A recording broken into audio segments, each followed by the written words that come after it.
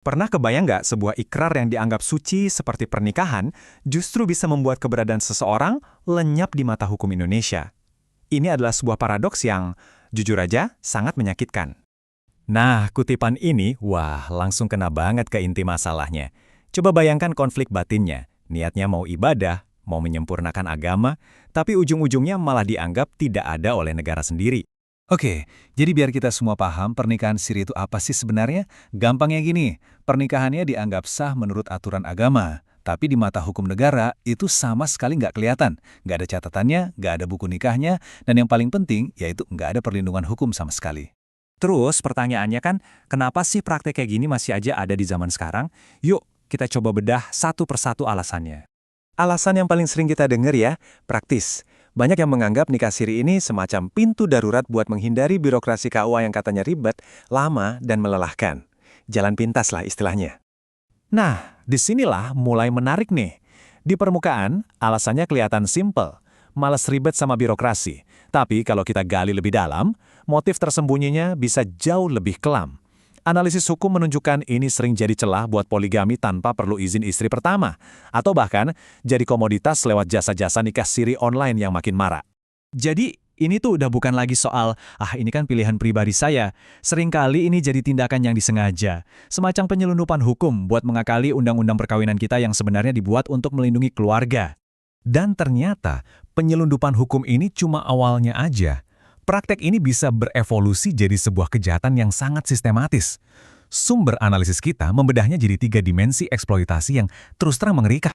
Oke, jadi ada 3 lapisannya nih. Yang pertama, kekerasan finansial. Yang kedua, impunitas pelaku atau gampangnya pelaku jadi kebal hukum. Dan yang ketiga, ini yang paling manipulatif, namanya gaslighting teologis. Ini adalah anatomi dari masalah yang tersembunyi di balik alasan-alasan kesakralan. Kita mulai dari yang pertama, kekerasan finansial. Coba bayangin, tanpa buku nikah sebagai bukti hukum yang sah, semua hak finansial seorang istri itu bisa hilang begitu saja. Lenyap. Tabel ini nunjukin kerugiannya secara nyata. Hak nafkah, harta bersama, nafkah setelah cerai, sampai warisan. Semua yang seharusnya dilindungi oleh kompilasi hukum Islam, tiba-tiba jadi nggak bisa dituntut sama sekali. Dan ini bukan cuma 1-2 kasus loh. Laporan dari Komnas Perempuan terus-menerus menunjukkan pola perampasan hak yang sama berulang kali. Yang kedua, ini juga ngeri. Pelaku jadi kebal hukum. Ketiadaan dokumen nikah resmi ini jadi semacam tameng buat pelaku KDRT. Di lapangan, aparat penegak hukum seringkali ragu untuk memproses laporan karena, yaitu, gak ada bukti pernikahan yang sah. Akhirnya, pelaku bisa bebas begitu saja. Dan ini dimensi yang paling licik, gaslighting teologis. Bayangin deh, saat seorang istri mencoba menuntut hak-hak dasarnya, dia malah diserang balik pakai dalil-dalil agama. Dibilang istri durhaka, ditakut-takuti neraka. Ini adalah bentuk kekerasan psikologis yang dibungkus dengan justifikasi ketuhanan. Ironisnya, semua praktek eksploitatif ini kan justru kebalikannya dari esensi ajaran agama itu sendiri. Al-Quran jelas-jelas memerintahkan untuk memperlakukan pasangan dengan cara yang baik, muasyarah bil ma'ruf, prinsip yang jelas-jelas dilanggar dalam kasus-kasus ini. Tapi ceritanya nggak berhenti di situ.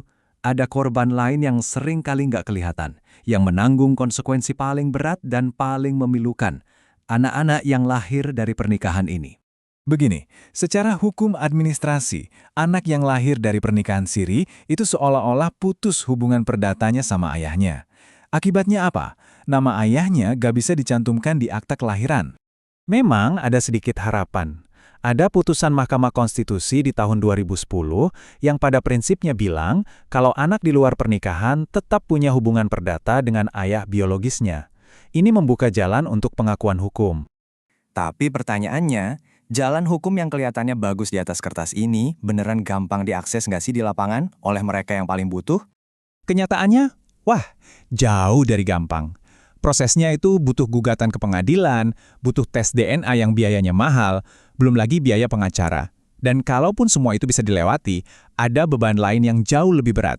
Stigma sosial sebagai anak tidak sah yang harus ditanggung si anak.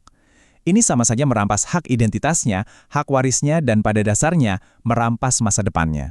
Oke, setelah kita lihat semua masalah pelik ini, terus gimana dong solusinya? Di bagian terakhir ini, kita akan coba lihat jalan ke depannya. Gimana caranya mengubah paradigma ini dari eksploitasi menjadi perlindungan? Sebenarnya secara hukum ada jalannya, namanya isbat nikah. Ini adalah proses di pengadilan agama untuk mengesahkan pernikahan yang sudah terjadi supaya tercatat oleh negara.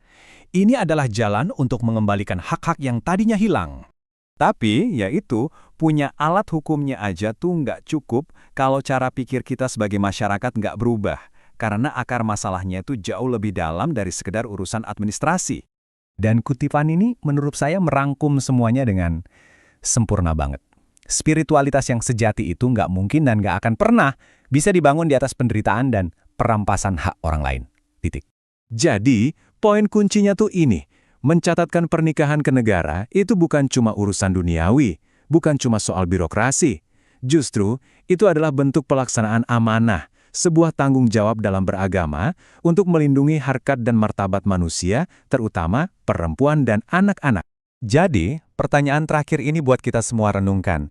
Apakah ketaatan buta pada sebuah tradisi itu lebih suci daripada kewajiban kita untuk secara aktif melindungi mereka yang paling rentan? Jawaban kita atas pertanyaan ini akan sangat menentukan masa depan ribuan keluarga di luar sana.